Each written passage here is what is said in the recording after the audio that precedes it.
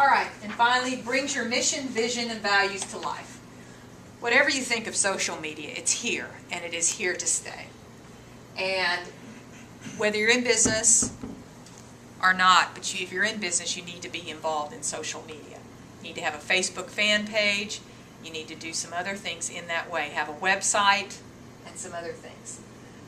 And through that communication, you can bring your mission, vision, and values to life. Well, you could in the other ways. Newsletter, some of the other publications we talked about. Here's a real easy way to do it. We've got a fan page of these companies. This is the Edmund Active Magazine, the Rotary International, I just pulled this up, and the Ideal Homes. And as you know, Ideal Homes this week is doing the Extreme Makeover. That's all over the news. Have they probably paid for any of that coverage? No.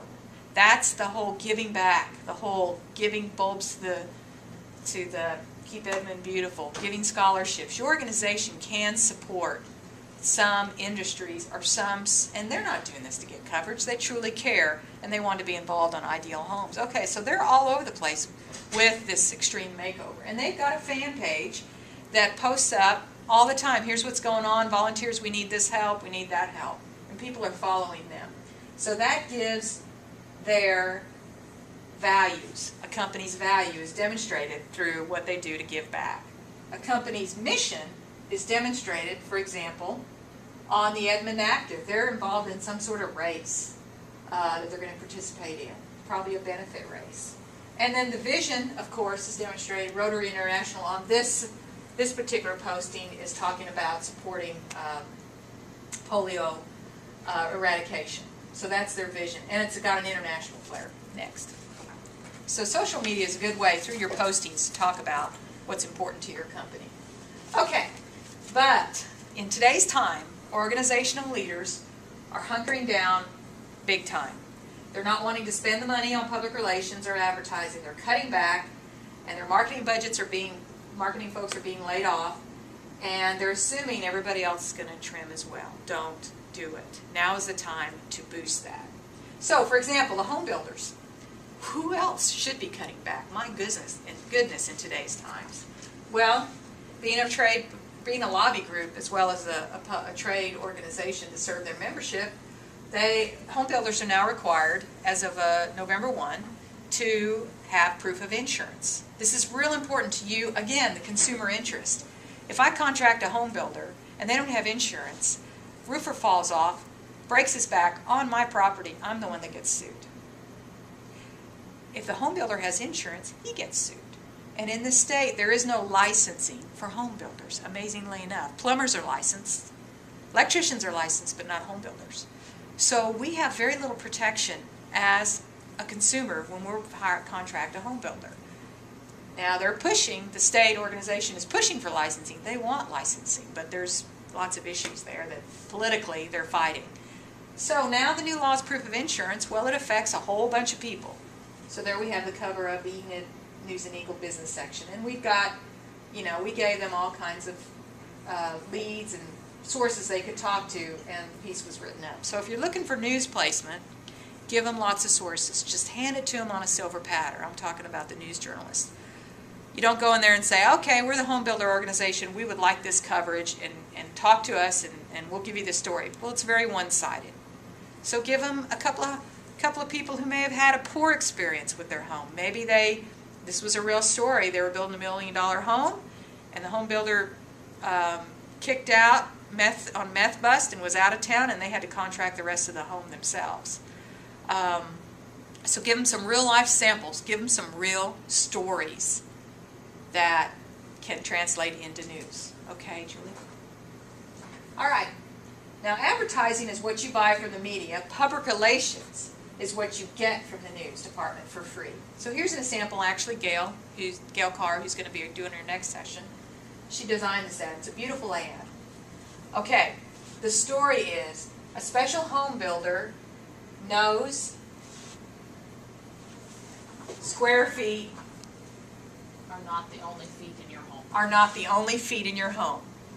How cool is that? That evokes some emotion, and that's what an ad is about. An ad is about emotion, and that's the story. Okay, next. by an ad, and it doesn't mean that you get news, believe me, it's separate. But in this case, we also have a news piece.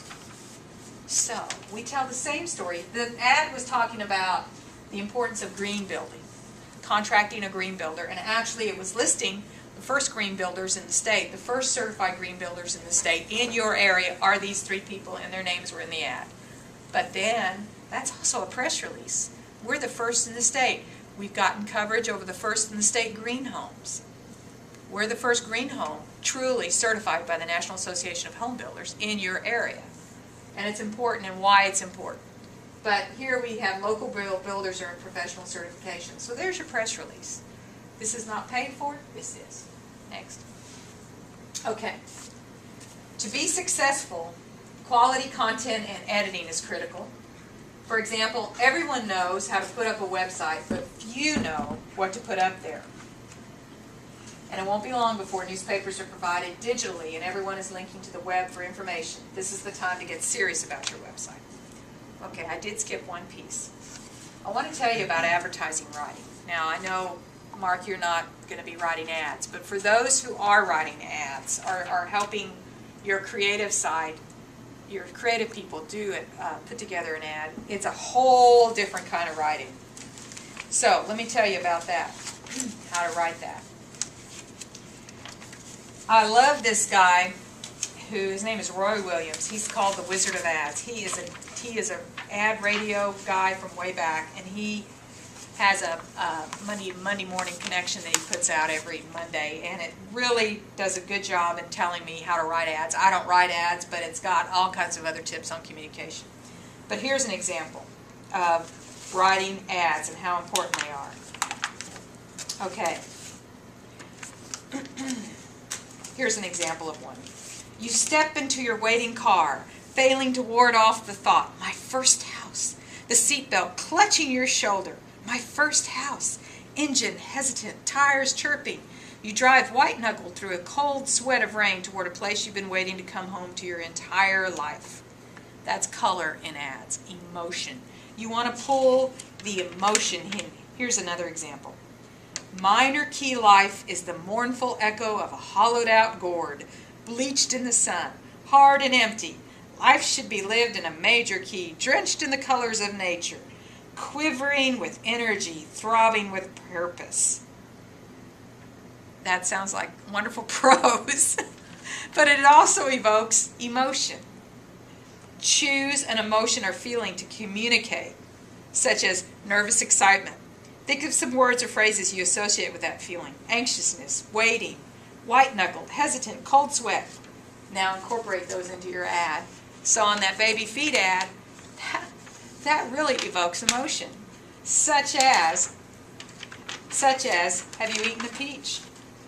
You've tasted a peach, haven't you? I mean, those are the kinds of words that help you to see and feel what you're wanting to. So, just don't just stick your PR puff into an ad. You've got to really back up and think about what you want to tell the person. Very, very few words. Okay, next. So we have a new day into the internet and into a communication tool here.